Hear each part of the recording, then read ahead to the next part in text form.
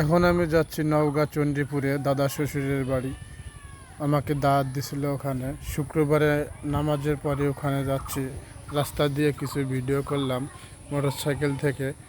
খুবই ভালো লাগতেছিল। রাস্তাটা খুব সরু এবং নতুন রাস্তা করা হয়েছিল। এদিক দিয়ে যেতে যেতে আমি চণ্ডীপুর পৌঁছায় গেলাম। এটা সরকারি স্কুল, চণ্ডীপুর সরকারি প্রাথমিক বিদ্যালয়।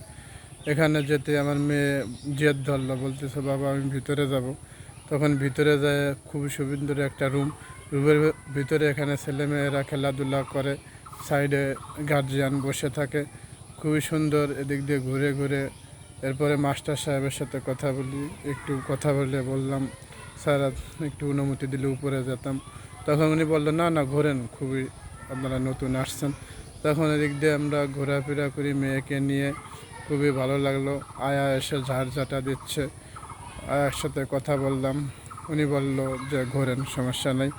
ছেলেমেয়েরা আসছিল উপরে, আমরা উপরে উঠিয়ে এদিক দিয়ে ঘুরে আমরা উপরে উঠতেই ছেলেমেয়েরা ঢুকতেছিল ক্লাসে, দেখতেছিলাম। খুবই ভালো লাগতেছিল।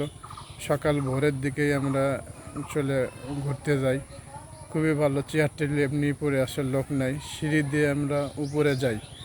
উপরে একটু যেতেই একটু কয়েকটা রুম আছে, রুমগুলো পরিষ্কার ছিল। একটু আগে হয়তো ঝাড় দিয়ে গেছে। এবার রুমের ভিতর ঢুকে দেখি বই ব্যাগ রেখে ছেলেমেয়ে ওরা সব নিচে চলে গেছে। আমি এখান থেকে ঘুরে আবার নিচের দিকে রওনা হই। নিচে যেতেই দেখি ছেলেমেয়েরা একটা দোকান ছিল, দোকানে খুবই ছোট একটা দোকান। ওই ভাই হয়তো খুবই গরিব, এনার জন্য একটু দোয়া করবেন। এইসব দোকান আর এখন সচরাচর দেখা যায় না, তাই ভাইটাকে দেখে আমি খুবই ভালো লাগলো। এই ধরনের দোকান এখন আর খুবই কম দেখা যায় স্কুলের সামনে। ছেলেমেয়েরা এখানে কেনাকাটি করলো, আমি কিছু ভিডিও করলাম। ওই ভাই আমাকে বললো ভাই কী করেন, ভিডিও করেন নাকি? তখন আমি বললাম হ্যাঁ। সামনে যেতেই একটা মসজিদটা খুবই সুন্দর ছিল। এরপর মসজিদের পাশ দিয়ে আমরা চলে যাই। নতুন রাস্তা হচ্ছিল, সরু চিকন রাস্তা, একটা মোটর সাইকেলে যাওয়া কষ্ট আর কি। এত চিকন রাস্তা দিয়ে হাঁটতেছি, সাথে আমার মেয়ে ছিল, আমার বউ ছিল। তিনজনে মিলে আমরা সকালে দিক দিয়ে হাঁটতে হাঁটতে যাই। রাস্তা একদম চিপা, রাস্তার দুই সাইডে বাসা বাড়ি, মানে অতটা একটা গাড়ি আসতে খুব কষ্ট হবে। একটা ভ্যান ঢুকলে আর একটা ভ্যান কোচিং হবে না, এরকম সিস্টেম।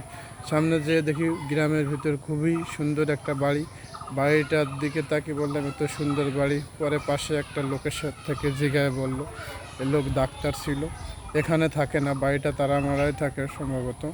উনি নওগাঁতে থাকে, খুবই সুন্দর করে রেখেছে। উনি ডাক্তারি করে, বিভিন্ন জায়গায় যায়, নওগাঁতে থাকে, এখানে আসেই না। ওনার ছেলে মেয়েও এখানে থাকে না, কেউই থাকে না। পরে যেতে যেতে আমরা রাস্তার দিকে, এটা শোলা গাছ, এটা দিয়ে সব পাটি আগে বনে বিছনা, আমি ওইগুলা দেখতেছি, খুবই ভালো লাগতেছিল। আমার মেয়ে আবার ওখান দিয়ে একটু বললো বাবা আমার একটু ছবি তুলো। তখন মেয়েটার একটু ছবি তুললাম। ধান কাটা শেষ হয়ে গেছে, এই রাস্তার ধার দিয়ে শুধু শোলার গাছ নেড়ে রেখেছে, খুবই সুন্দর লাগতেছিল। মেয়েটা এখানে পড়ে যেতে গেছিলো, তখন না পরে নেই। আমার মেয়েটা ছবিটা খুবই শুধু সুন্দর আসতেছিল, এত সুন্দর। ওখান থেকে আমরা রানীনগর চলে যাই। রানীনগর স্টেশনটা খুবই ভালো ছিল। তখন একটা ট্রেন আসলো, ঢাকার ট্রেন, এটা সম্ভবত নীলসাগর। ওই ট্রেনটা এত গতিতে যাচ্ছিল যে ট্রেনটার ছবি তুলতেই আমার ভয় লাগতেছিল। একটু দূরে সরে যেয়ে ছবিটা তুললাম, তেমন একটা ভালো আসে নাই। এরপরে ট্রেনটা চলে গেল, আমরা ওখান থেকে ঘুরলাম। রানীনগর স্টেশনের নাম লেখা ছিল ওখান থেকে আমরা সামনের দিকে আগাতে থাকি।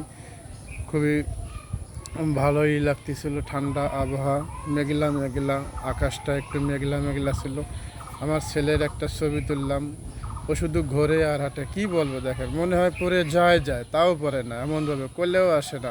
এর আগের একটা ভিডিও একটা কথা বলছিলাম, মানে ওই রকমই, মানে পড়লই।